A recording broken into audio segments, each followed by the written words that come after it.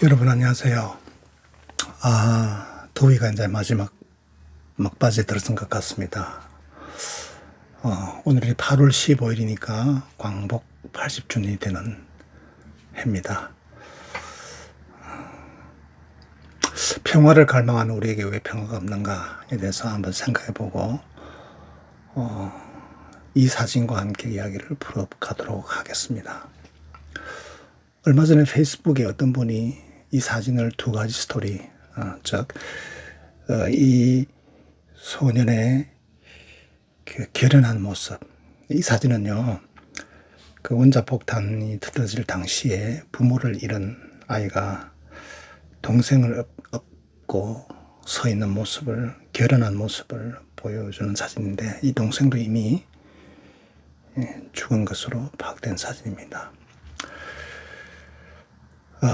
일본의 이 소년의 그 결입 다문, 굳은 입을 다물고 먼 시선을 바라보는 이 결연한 모습이 전쟁의 표에서 다시 일어선 일본의 승리라는 그 정신을 보여준다는 그런 내용과 함께 원자폭탄을 터뜨리는 사람들에 대한 야만의 이야기, 이 둘을 오버랩시키면서 올리자 수백만 명이 동의하고 퍼나르는 것을 보고 저는 오래전에 기억이 또 올랐습니다. 오래전에 미국 타임지에서 8월 특집으로 이 사진과 폭탄 투하로 멈춰져 있는 시계를 보여주면서 핵폭탄의 비인간적인 사용을 부각한 미국의 만행에 대해서 특집으로 실은 기사를 읽고 여러 가지 생각이 있었습니다. 아직도 기억이 나는 기사였습니다. 일본 자신이 만든 전쟁, 그 전쟁으로 얼마나 많은 생명들과 가족들이 파괴됐는지에 대한 기사는 없었습니다.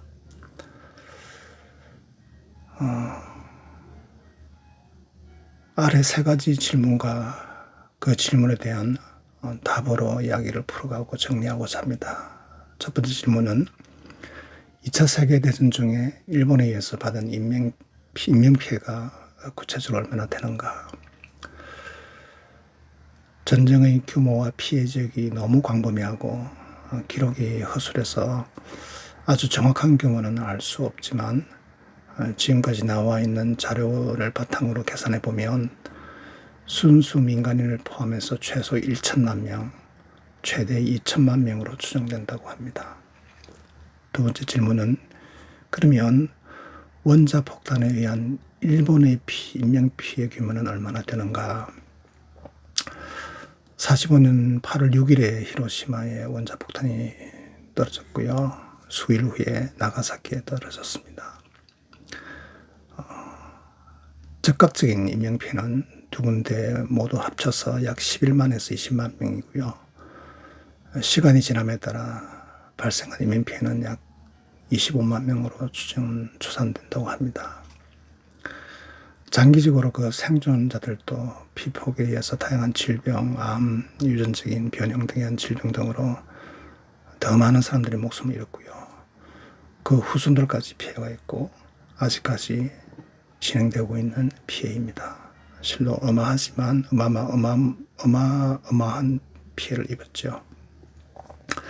세 번째 질문, 만일 원폭을 토하지 않았다면 전쟁이 더 오래 지속되었을 것인데 그로 인한 피해는 추정할 수 있는가 하는 것이었는데 여기에 대한 자료도 있네요.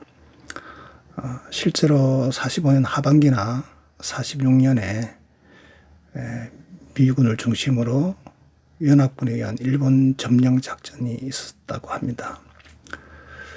원폭으로 전쟁이 8월에 멈추지 않았다면 미국 정부의 추산에 의하면 길어진 전통적인 전쟁으로 연합군이 약 50만 명 내지 100만 명의 인명피해가 예상됐고요.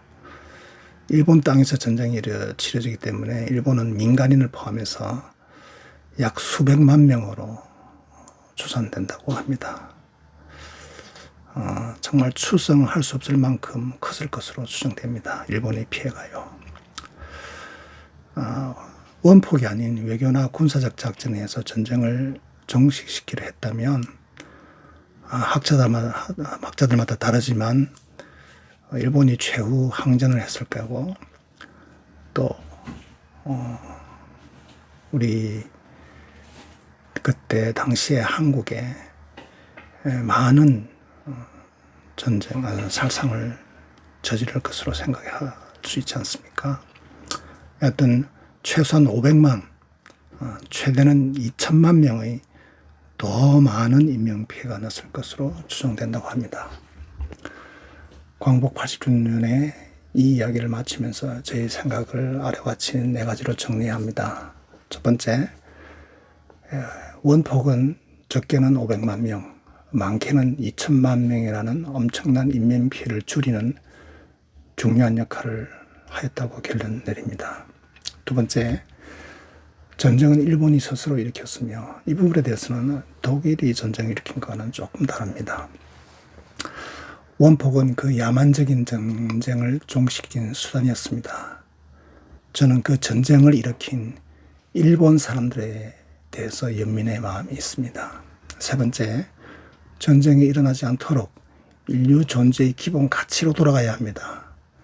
인류 전체에 대한 원자폭탄과 같은 무자비한 대량 살상 무기는 우리 인류는 영원히 폐기해야 합니다.